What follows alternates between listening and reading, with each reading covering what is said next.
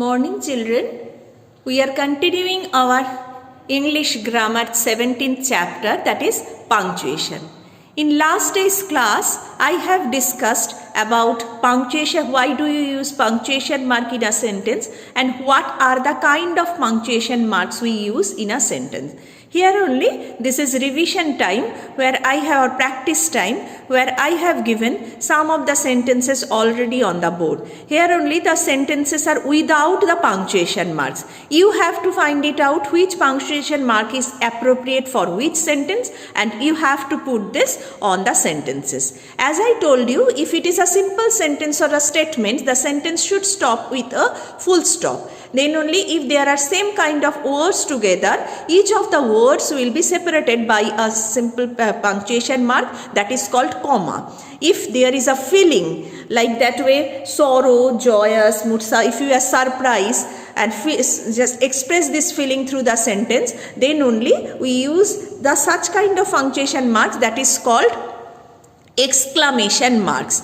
And if it is a question, if we are asking something through the question sentence, that is called, that only we use question mark there. Some of the sentences have already written there on the board. So let's check which punctuation mark is appropriate or should be used in the proper place. So what is the first sentence? In the first sentence, I am asking something. What time is it? So which punctuation mark is used here? Here only we have to use question mark because it is a question. So I am asking something to somebody. That's why question mark, these punctuation marks will be used at the end. Understood? So first one is question. That's why the question mark has used at the end of the sentence. Next sentence is a statement or a simple sentence. Like here I am telling that Tommy has two sisters. So this is a simple sentence. So it should stop with a punctuation mark, that is called full stop. In the next sentence, I am expressing some feeling, joyousness. That's why, wow, they are already done. That's why here a surprising mood is expressing here. So that's why exclamation symbol is used after that word and the sentence should stop with full stop. So in that way, after the word which is expressing the feeling, after that word exclamation symbol has used and the sentence has ended with a punctuation mark, that is called full stop. Next is finish your plate. I am ordering something. So this is a statement. That's why it should stop with full stop. This is a simple sentence. Next sentence, that is number 5, it is a question. I am asking to somebody, is there another person coming? So the tone has changed like a question. That's why the sentence should end it with a special symbol, that is called question mark. Understood?